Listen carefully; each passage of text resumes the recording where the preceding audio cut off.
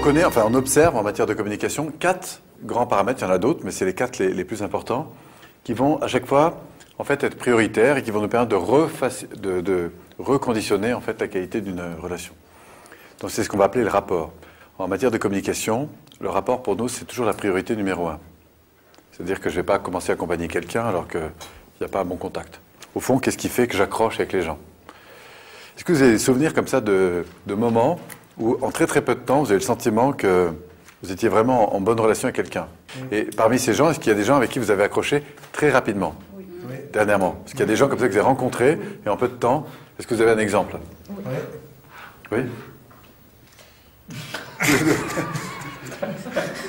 En plus, là, ce qui est intéressant, c'est que ça s'est vu tout de suite, hein, c'est-à-dire que tous les deux vous êtes regardés. Alors, quand vous êtes rencontrés la première fois, c'était où? C'était pour cette session? C'est pour cette session. Et là, qu'est-ce qui, à votre avis, a favorisé ça?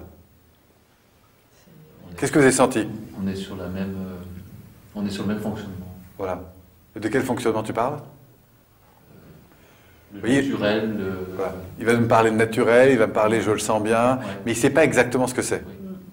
La PNL ayant observé qu'est-ce qui fonctionne bien à chaque fois que ça marche bien, qu'est-ce qu'on retrouve le plus souvent quand justement il y a cette espèce de magie qui fait la complicité, qui fait la qualité d'une relation, qui fait cette aisance relationnelle dans laquelle on va se retrouver, se sentir bien.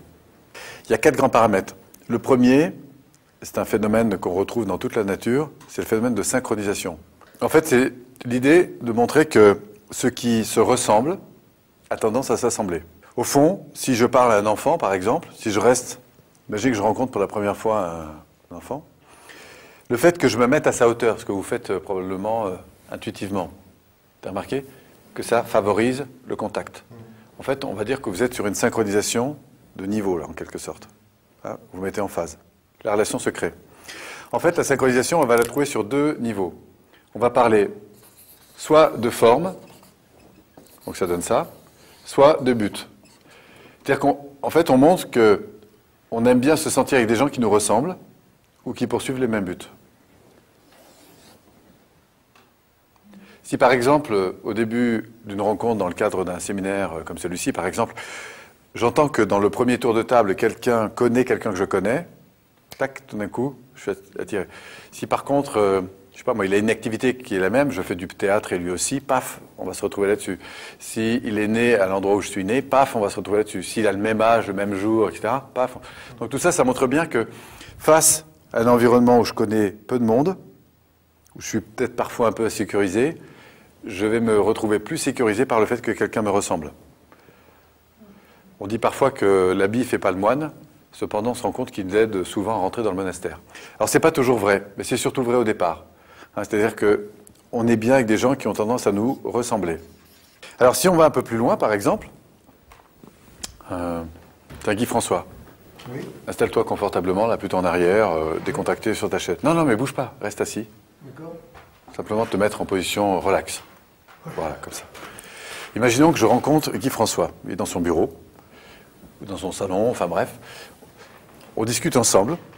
Le fait que je me mette comme lui, vous voyez, même niveau, même forme, ça met sur le même niveau. Et là, qu'est-ce que tu ressens?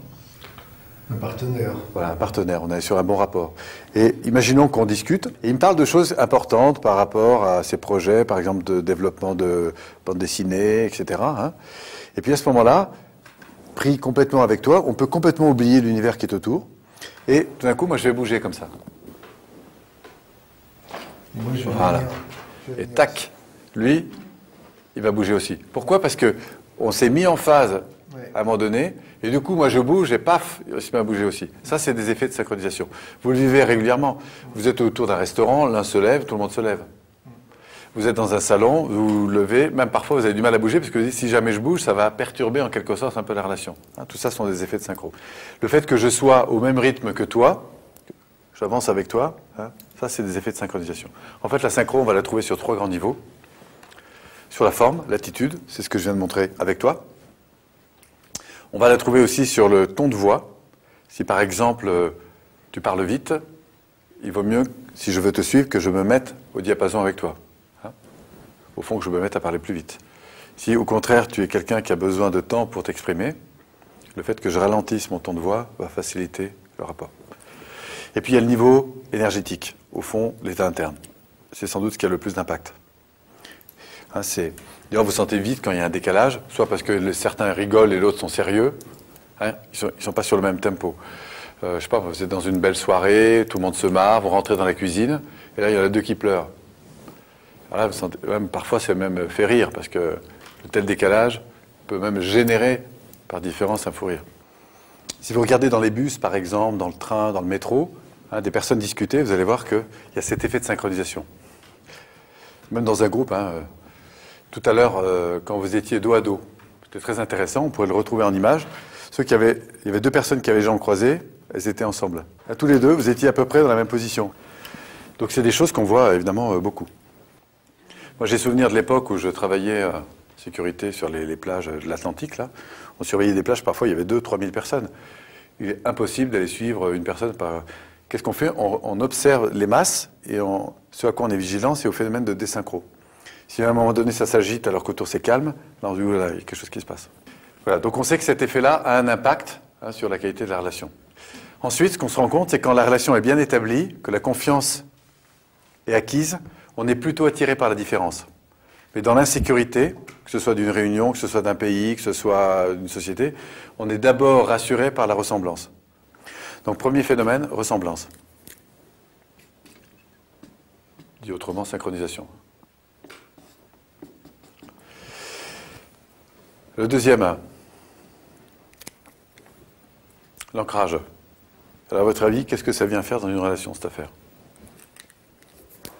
Vous vous souvenez de l'ascenseur émotionnel, là?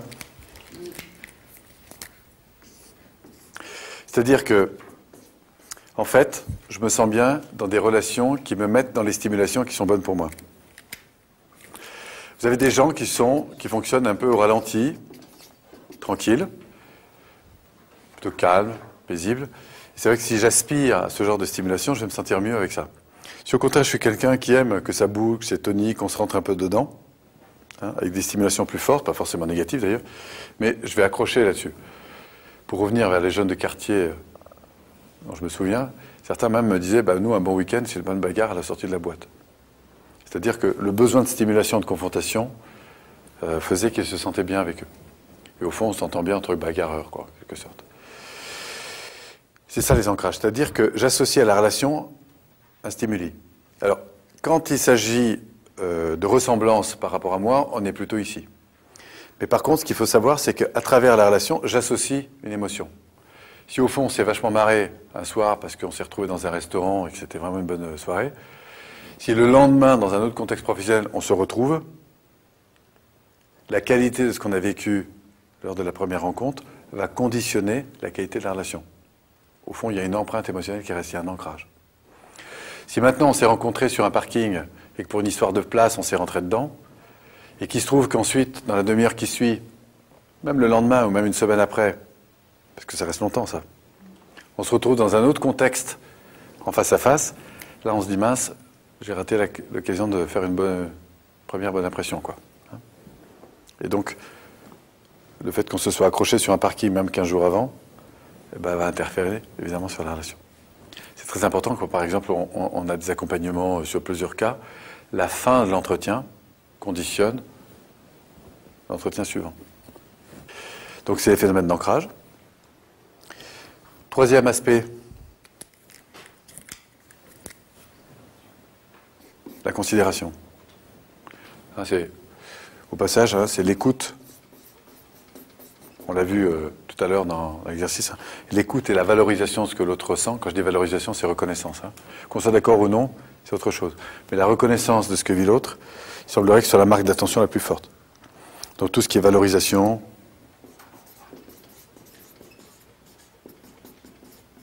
reconnaissance, considération, enfin bref. Au fond, je me sens bien avec les gens pour lesquels je sens que je suis important. Et lycée de Versailles. Et puis le dernier, ce qu'on appelle la congruence. En fait, congruence, ça veut dire, en fait, qu'il y a une cohérence entre ce que vous dites et ce que vous faites, d'une part. Mais surtout, il y a une cohérence entre ce que vous dites et ce que vous ressentez. C'est-à-dire, vous me dites oui, c'est un vrai oui. Et on sent que C'est cohérent, quoi. Ce qui va favoriser ça, c'est en général une relation qui est simple, claire et directe. Ce qu'on fait. Qu'est-ce qu'on veut tous? Ouais, ce qu'on aimerait tous. Mais c'est pas, parfois, c'est pas si simple.